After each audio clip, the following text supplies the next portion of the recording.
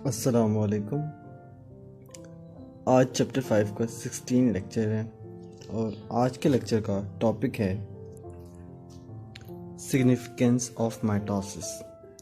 मतलब आज हम माइटोसिस की सिग्निफिकेंस डिस्कस करेंगे। सिग्निफिकेंस का मीनिंग होता है इम्पोर्टेंस, ठीक है, कि माइटोसिस की इम्पोर्टेंस क्या है। तो ये हम पहले पढ़ चुके हैं कि mitosis is one of M phase of cell cycle.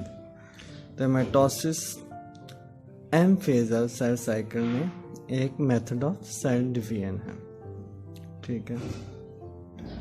तो उसके बाद जैसे कि आप जानते हैं कि हर लिविंग ऑर्गेनिज्म अपनी नेक्स्ट जनरेशन पैदा करता है और उस अमल को कहते हैं रिप्रोडक्शन। तो उसका होने का जो प्रोसेस है वो ये है, मतलब कि जो सेक्सुअल रिप्रोडक्शन है, एक मेल गमीट होता है जिसे हम स्पर्म कहते हैं और एक फीमेल गमीट होता है जिसे हम एग कहते हैं, एग, ठीक है।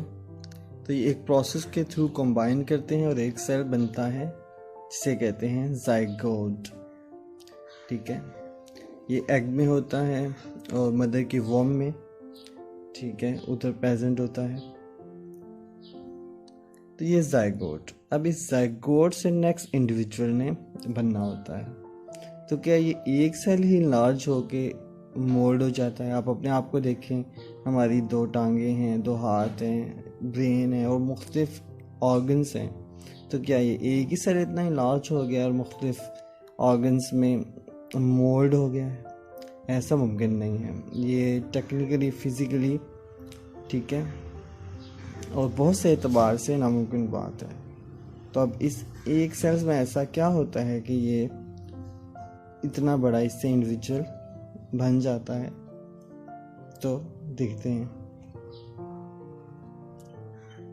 तो इस जाइगोट में रिपीटेड डिवीजन्स, बहुत सारी डिवीजन्स होती हैं। मतलब ये जाइगोट जो एक सेल है वो डिवाइड करता है, रिपीटेड डिवीजन होती हैं and number of cells formed, और बहुत सारे सेल बन जाते हैं और फिर और मज़ीद डिवीजन्स होती हैं और बहुत सारे सेल बनते हैं और जिनसे वो इंडिविजुअल फिर आगे मैन्युफैक्चर किया जाता है।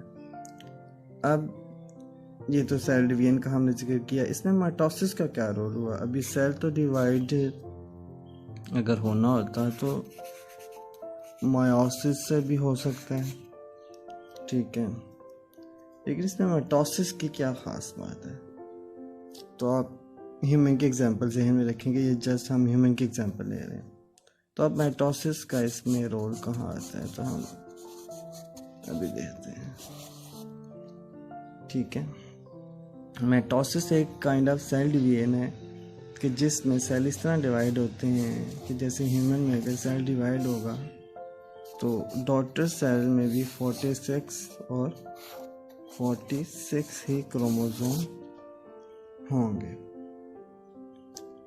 अगर सेल माइटोसिस के थ्रू डिवाइड हो तो दोनों डॉटर सेल में भी 46 मतलब एक सेल से जो नए सेल बन रहे हैं उनमें भी क्रोमोसोम एक ही जितने होंगे।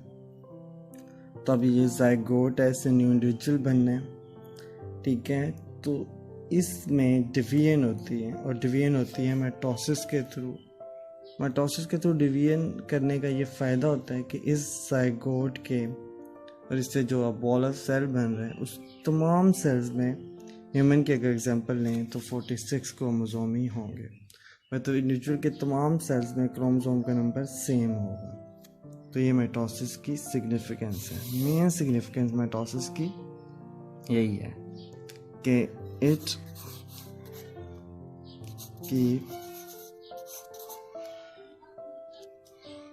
keeps chromosome number constant in an individual. तो एक इंडिविजुअल में क्रोमोसोम नंबर कांस्टेंट रखती है, ये माइटोसिस की सिग्निफिकेंस, ठीक है। अब देखें ना कि ये जाइगोट रिपीटेड डिवीजन हो रही है माइटोटिकली होंगी ताकि उस इंडिविजुअल के हर सेल में क्रोमोसोम नंबर कांस्टेंट रहे। जैसे ह्यूमन के एग्जांपल है, अगर ह्यूमन के सेल में 46 क्रोमोसोम होते हैं, ये जाइगोट है, तो वो जो भी सेल बनाए उनमें भी 46 और 46 हो। तो ये है माइटोसिस की significance, it keep chromosome number constant in an individual, कि इंडिविजुअल के तमाम सेल्स में क्रोमोसोम नंबर को कांस्टेंट रखती है माइटोसिस। चलिए मज़ीद सिग्निफिकेंस ऑफ माइटोसिस के बारे में डिस्कस करते हैं। जो हमारी प्रीवियस एग्जांपल है जिसमें हम देख रहे हैं कि एक ज़ायगोट रिपीटेड डिवीजन से एक इंडिविजुअल बन रहा है, तो ये हो क्या रहा है, ये हो रही है ग्रोथ एंड डेवलपमेंट। ठीक है, ग्रोथ होता है एनलार्जमेंट ऑफ अ स्ट्रक्चर, मतलब किसी स्ट्रक्चर का, किसी ऑर्गन का, किसी इंडिविजुअल का साइज में एनलार्ज हो जाना, और डेवलपमेंट होता है कि कोई नया स्ट्रक्चर फॉर्म हो जाना। तो ज़ायगोट जब रिपीटेड डिवीजन करके इंडिविजुअल में तब्दील हो रहा है तो ये दोनों चीज़ें हो रही हैं, वो एनलार्ज भी हो रहा है और नए स्ट्रक्चर भी बन रहे हैं। जैसे ज़ायगोट तो एक बॉल ऑफ सेल होता है, उससे फिर लेग्स, आइज़, ब्रेन और मुख्तलिफ ऑर्गन्स बन जाते हैं, ये डेवलपमेंट। और फिर वो इंडिविजुअल एज अ होल और ऑर्गन्स भी इनलार्ज करते हैं साइज में, तो वो हो रही है ग्रोथ। ये मैंने लिख भी दिया है, growth, enlargement, increase in size of a structure, development, manufacturing of new structure और इमर्जेंस ऑफ अ स्ट्रक्चर, किसी स्ट्रक्चर का ज़ाहिर हो जाना या उसका बनाना, एक नया स्ट्रक्चर बना देना, इसे डेवलपमेंट कहते हैं।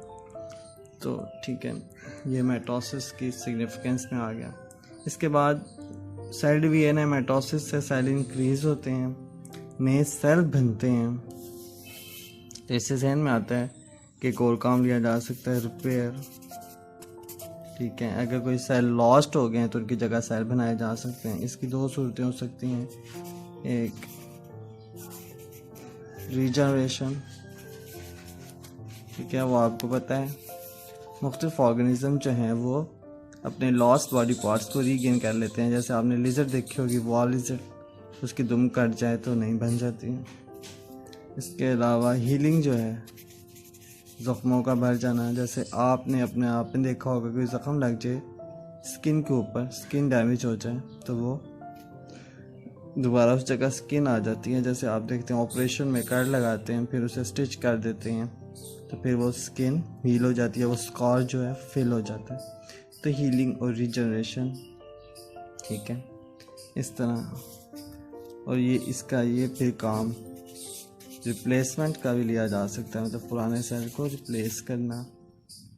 ठीक है, ये सारी सिग्निफिकेंस माइटोसिस से हासिल की जा सकती हैं। तो ये है सिग्निफिकेंस ऑफ माइटोसिस टॉपिक। तो ये टॉपिक मुकम्मल हो गए हैं। मैं उम्मीद करता हूँ कि आपको समझ आया होगा और ये आपके लिए हेल्पफुल होगा।